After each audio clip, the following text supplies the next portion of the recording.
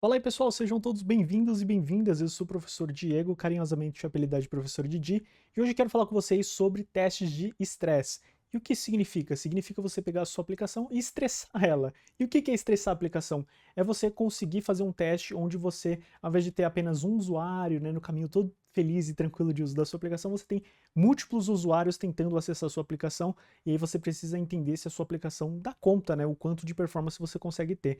E hoje eu quero apresentar uma ferramenta chamada AutoCannon que vai te ajudar a medir isso de forma automática, tá bom? Então vamos trazer minha tela para cá e vamos lá, vamos partir de um código Node aqui que eu montei aqui para vocês, vou explicar rapidamente a construção desse código, eu já trouxe pronto porque eu não enxerguei que agregaria tanto valor construir com vocês, tá? Mas depois, se for o caso, eu disponibilizo também. Tá? Então, como vocês já devem ter visto, é uma aplicação Express, tá? Então, a gente trouxe ali o Express, né, com Node, NPM, esse tipo de coisa. Então, a gente instanciou aqui o Express. Eu criei um endpoint aqui, onde eu faço uma operação aqui que eu chamei de Async Operation. Então, esse Async Operation seria a representação ali de uma operação assíncrona da sua aplicação. E aqui vocês podem entender, por exemplo, como um acesso a um banco de dados, a leitura de um arquivo, um acesso a uma API, algo que você não tem como prever quanto tempo vai demorar, tá?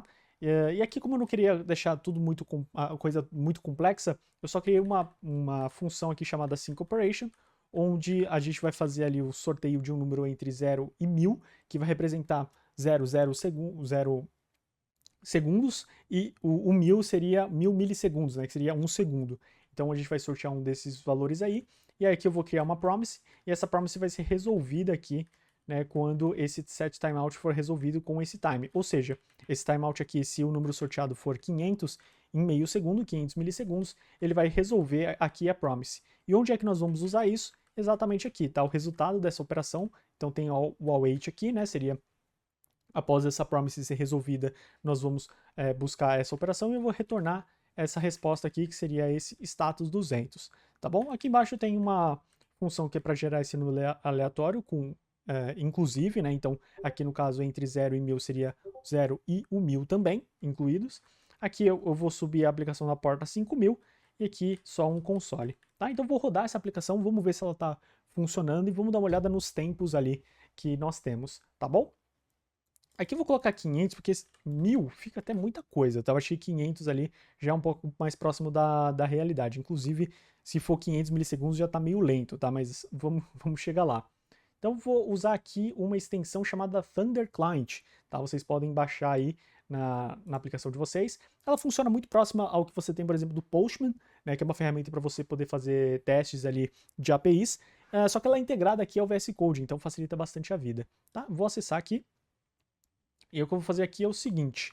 Aqui você tem uma série de configurações que você consegue colocar aqui e fazer vários tipos de requisições, né? Então, se eu quiser fazer um post, eu consigo enviar aqui qual que vai ser o corpo da minha requisição, query parameters e coisas desse tipo. Aqui no caso é uma requisição bem simples. Então, no caso aqui eu vou fazer só no localhost 5000 e vou chamar o barra teste, que foi a API que nós colocamos aqui.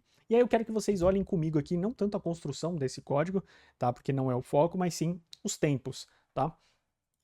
Então vamos abrir o terminal aqui. Beleza? Vocês estão conseguindo enxergar. Vou aumentar mais um pouquinho ainda, que eu acho que é legal.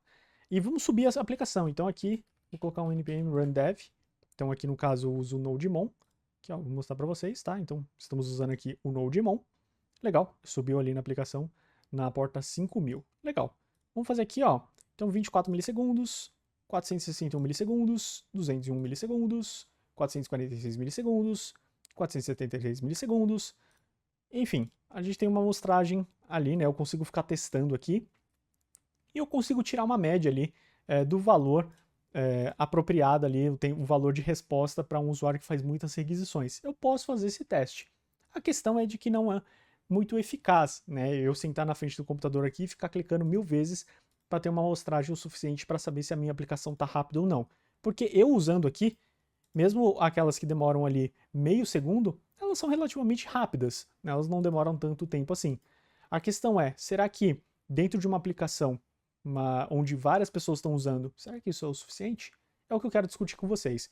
E aí, para isso, nós vamos trazer aqui a ferramenta que é o autocannon, tá? Que seria o canhão automático, alguma coisa desse sentido. Então, olha só como é que ele funciona aqui, ó. Você vai subir essa aplicação, Então ela está rodando aqui, ó, tá vendo? E aí ele vai jogar aqui uma série de parâmetros.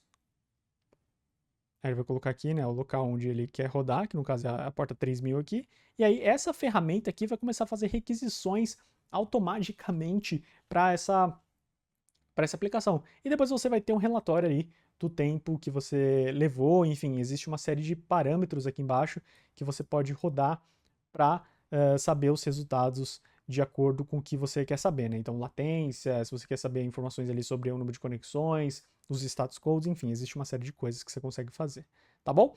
Como é que nós vamos usar essa ferramenta, tá?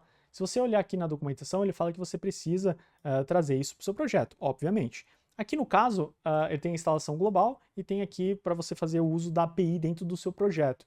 Então você pode criar algum endpoint ou coisa do tipo, ó, ele está inclusive da estrutura aqui dentro do seu projeto para que você possa fazer esses testes. Não é o caso aqui que eu vou fazer, tá? No caso aqui, eu instalei de forma global na aplicação e nós vamos criar um comando ali, um script para poder rodar esse teste de estresse, tá bom? Como é que nós vamos fazer isso? Vamos abrir o nosso package de JSON e eu vou criar um novo comando chamado stress. Esse comando stress eu vou colocar aqui autocannon, tá? Vou colocar aqui, no caso eu quero 10 conexões, tá? Esse "-c" significa connections. Duração de 30 segundos é muita coisa, 10 segundos, tá? E no caso aqui eu vou querer renderizar os status code, ou seja, traz para mim quais foram os status de resposta. Vou querer um relatório sobre a latência. Aqui talvez fosse até mais interessante se tivesse um cenário mais complexo, mas eu quero mostrar o relatório para vocês, tá? E aqui, onde a minha aplicação vai estar rodando. Então, o localhost, aqui no caso eu não preciso passar o protocolo, a porta e o endpoint, tá? Que no caso é só teste. Legal? Então, de novo, "-c" é o número de conexões, então aqui eu estou falando de 10 usuários, por exemplo, simultâneos. O "-d" é a duração desse teste, tá? E esses outros aqui estão relacionados aos relatórios que ele cria no final, tá? Então, os relatórios que ele vai me mostrar. E aqui é onde eu quero fazer os testes da minha aplicação. Legal? Vamos puxar de novo o terminal. Eu estou aqui, ó, na porta 5000, tá em pé, tá funcionando direitinho. Vou puxar um novo terminal e eu vou rodar o comando aqui, npm run stress.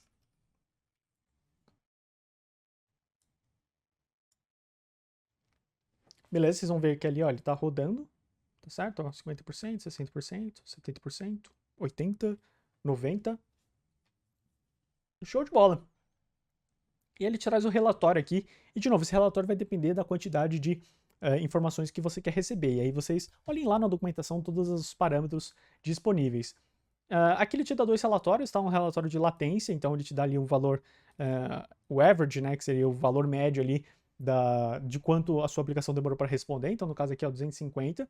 Aqui, no caso, a requisição que demorou mais tempo. Legal? Aqui ele te dá um relatório aqui em relação à quantidade de dados que foram trafegados aí. Aqui embaixo ele também fala um pouquinho sobre a latência em vários pontos, né, em vários snapshots da sua aplicação.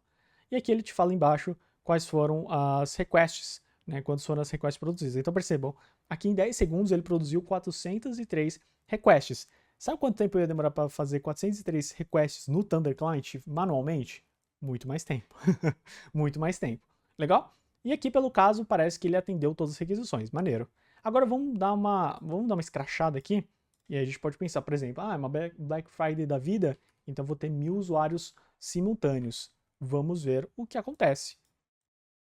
E aí eu simplesmente tiro o terminal aqui e rodo de novo o meu teste de estresse. E aí é lógico que isso vai depender de contexto para contexto, tá, galera? Você tem que entender ali qual que é o número esperado de pessoas utilizando sua aplicação para você poder fazer um teste mais direcionado. Aí aqui, ó, ele fez 37 mil requests, né? E aí você começa a ter aqui os valores das requests que foram atendidas, não foram atendidas, o tempo máximo ali. Ó, parece que o tempo até que foi razoável, né? Você tem o tempo máximo que foi respondido, a latência, bem legal, né? E aí a gente pode colocar um relatório final aqui só para a gente poder encerrar o vídeo. Vamos colocar aqui 10 mil usuários.